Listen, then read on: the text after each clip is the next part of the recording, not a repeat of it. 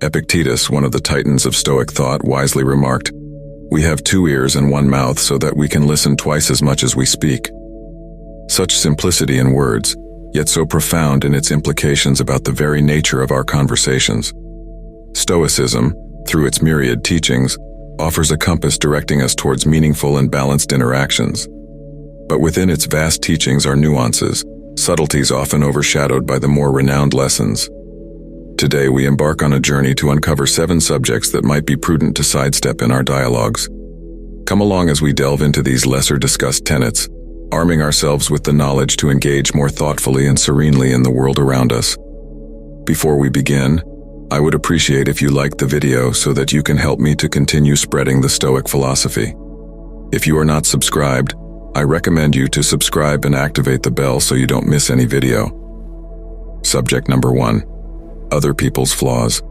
We've all been there at a gathering during a casual coffee break, or perhaps in a digital chat group where the conversation shifts subtly from casual banter to discussing someone else's actions, choices, or character. The allure of gossip can be powerful, but what do we truly achieve by indulging in it? At its core, this practice sidetracks us from our personal growth journey, sowing seeds of negativity in our minds and the environment around us. For instance, imagine being at a family dinner where Aunt Martha's penchant for being perennially late becomes the evening's jest. Or, think about those times in the office pantry when colleagues gather, murmuring about someone's attire that might not meet the standard. These conversations might offer a brief, fleeting sense of camaraderie or superiority, but they erode the bonds of trust and companionship over time. A common misconception is that discussing others' flaws makes us more vigilant about our own. However, it does the opposite. Continual focus on external flaws can make us complacent about our internal growth. Instead, if we channel that energy towards understanding our own behaviors and attitudes, we stand to gain so much more. And it's worth remembering Marcus Aurelius's words in moments like these. Waste no more time arguing about what a good man should be. Be one. Isn't it more enriching to lead by example, demonstrating virtue in our actions and words? There's a certain serenity that comes with consciously deciding not to partake in gossip or needless criticism. The next time you find yourself in such a situation, you could consider guiding the conversation towards a more positive topic, or simply choose to listen without contributing. This not only preserves your peace of mind, but also subtly encourages a more uplifting environment for everyone involved. In essence, by refraining from discussing others' flaws, we're not just avoiding negativity, we're making a proactive choice to foster positivity, trust, and growth both within us and in our circles. Subject number 2. Your personal wealth or lack of it. In our digital age, where a casual scroll through social media often presents us with displays of affluence and curated success, discussing personal wealth, or the lack thereof, has become a precarious territory. On one side, there's the subtle pressure to keep up with the Joneses, and on the other, a fear of being perceived as lacking. Yet beneath these discussions and comparisons lies a turbulent undercurrent of emotions: envy, pride, insecurity, or sometimes even despair. Picture this. You're at a gathering where friends are discussing their recent vacations. One visited the Maldives and stayed in an overwater villa. Another explored the romantic streets of Paris. Listening to their tales, you feel a pang. Maybe you couldn't afford a vacation this year or chose to save for something else. The immediate reaction might be to either defensively justify your choices, or alternatively, share a past experience to level the playing field. Or take a contrasting scenario. You've recently received a significant raise at work or made a profitable investment. At a dinner with friends, the topic of finances comes up. It might feel tempting to mention your recent gains, not entirely out of arrogance, but perhaps to share your joy. Yet as the words flow, you notice the subtle shifts in body language, a friend's downcast eyes, another's polite yet distant smile. Suddenly, a light-hearted gathering takes on a different hue. Amidst these dynamics, it's invaluable to remember the teachings of Epictetus, who said, "Wealth consists not in having great possessions, but in having few wants." True wealth is not just materialistic affluence, but a state of contentment. It's about understanding and appreciating what we have, rather than yearning for what we don't. Sharing and celebrating success is wonderful, but it's essential to tread with sensitivity and awareness, ensuring we're not inadvertently sowing seeds of inadequacy or discontent in ourselves or others. Conversely, Feeling content with our financial status, regardless of societal standards, is an empowering stance. It frees us from the emotional roller coaster of constant comparison. To cultivate a stoic approach to wealth, consider reflecting on your own relationship with money. Does discussing it bring you genuine joy, or does it stem from a place of wanting validation?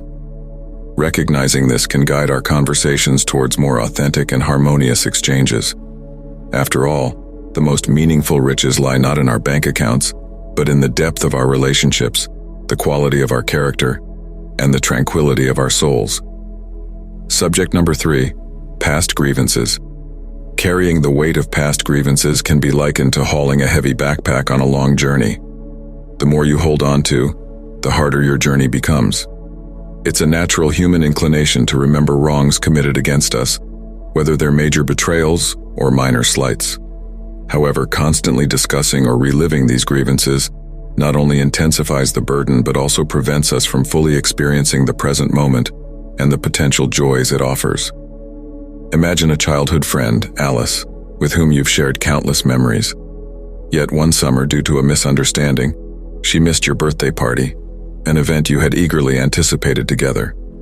Years have passed and you've had numerous happy occasions since then, but every time you both meet, the shadow of that missed party looms large. Instead of celebrating the present friendship and the shared bond, the conversations often circle back to that one grievance, preventing the relationship from blossoming further. As we navigate these feelings, recalling the words of Seneca can offer perspective.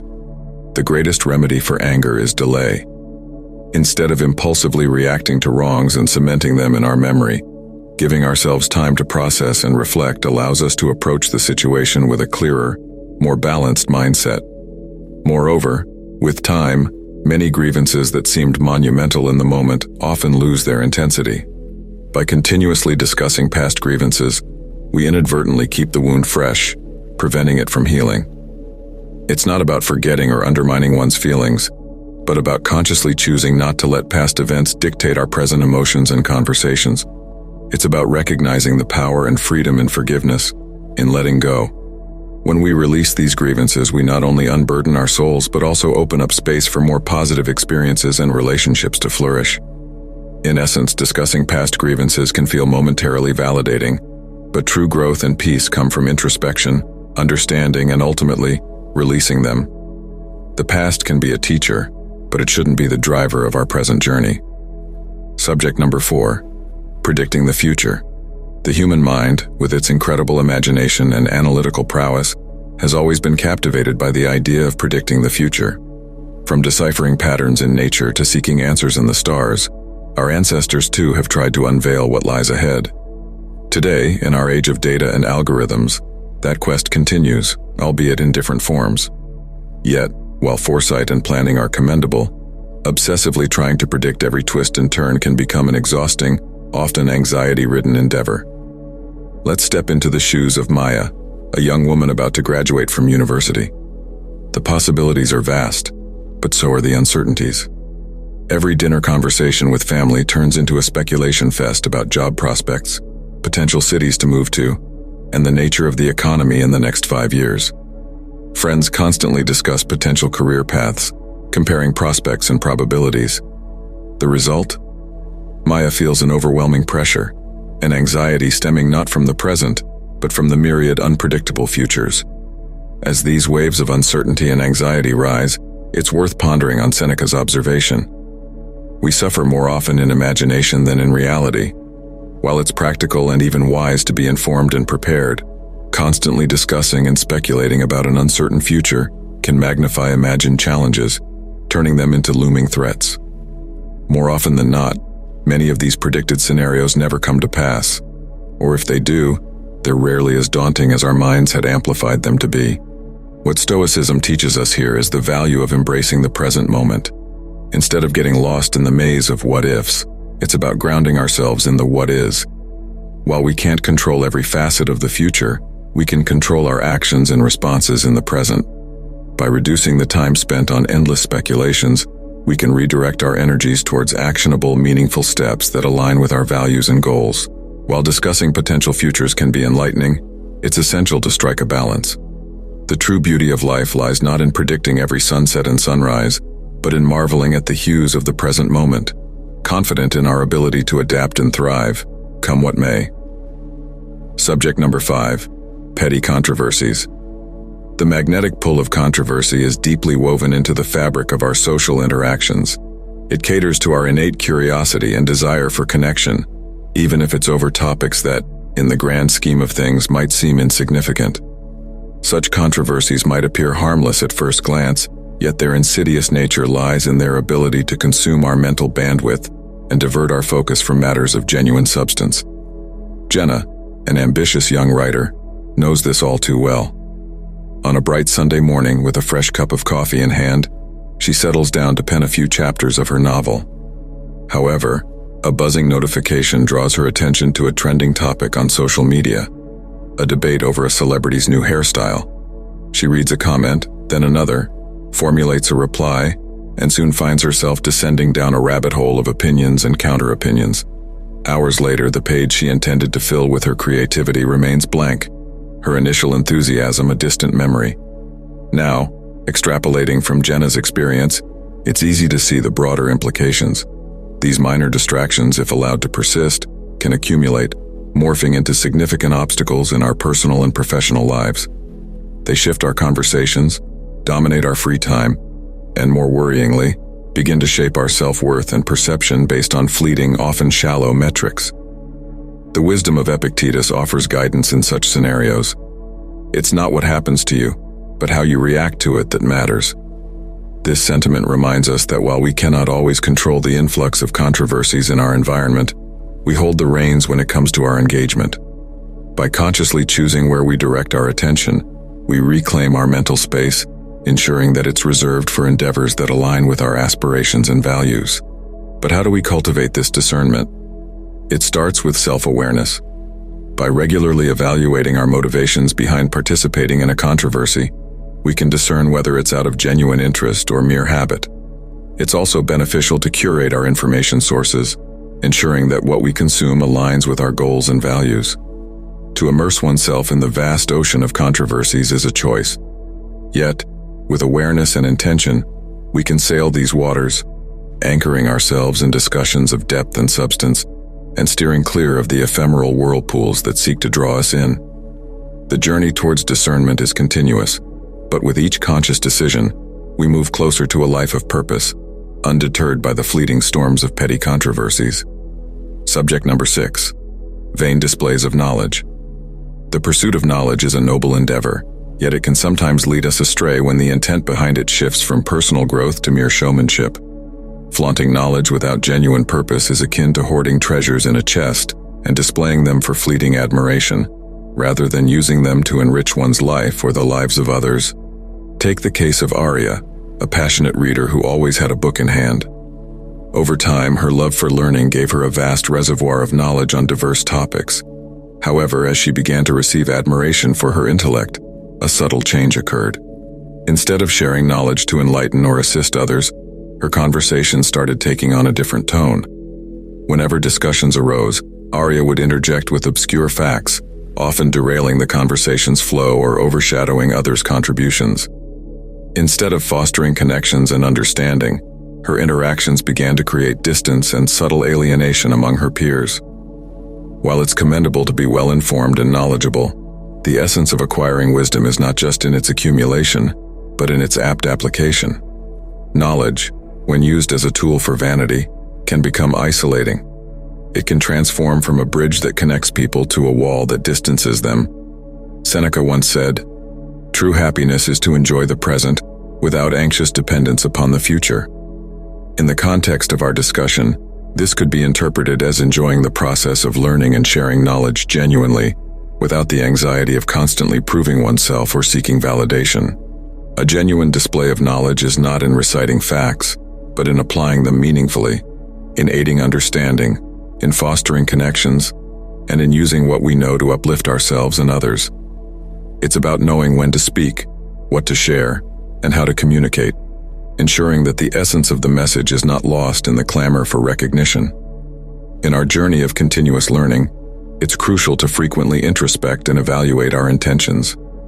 Are we seeking knowledge to grow, or are we seeking it to glow?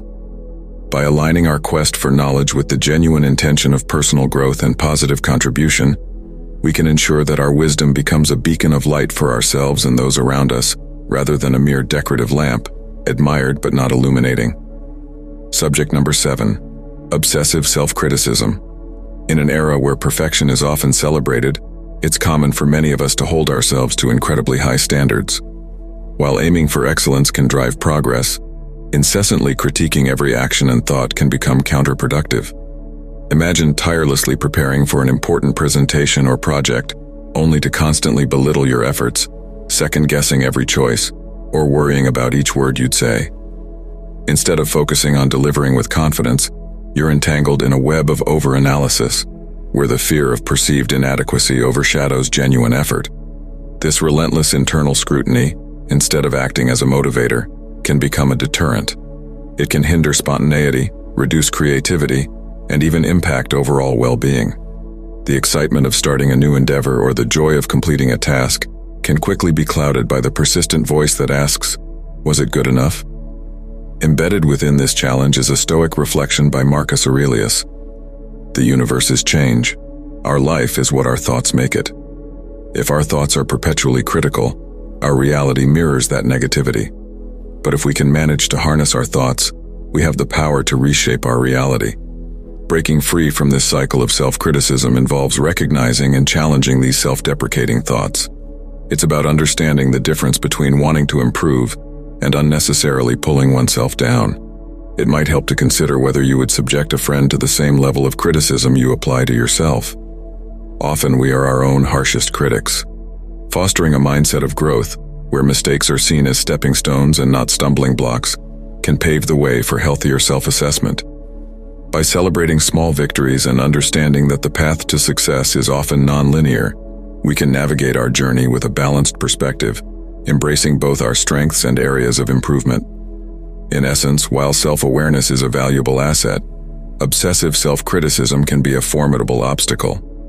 By cultivating a mindset of growth, compassion, and understanding, we can achieve a harmonious balance that fuels progress without compromising well-being. In our journey through life, understanding the nature of our conversations, both internal and external, can significantly shape our experiences and perceptions. As we've delved into today, there are subjects that, when ruminated upon excessively, can distort our vision and stifle our growth. I encourage you all to pause, introspect, and evaluate the narratives you often find yourself entwined in. Are there themes you're giving undue importance to? Moments or regrets that have outlived their relevance? Share your insights and reflections in the comments below. Your experiences might resonate with someone else, and together, we can foster a community of growth, understanding, and mutual support. Let's embark on this transformative journey hand in hand, fostering a better understanding of ourselves and the world around us. Thank you for sharing this enlightening journey with me, and until our next philosophical venture, may you always tread the path less traveled, the Stoic way.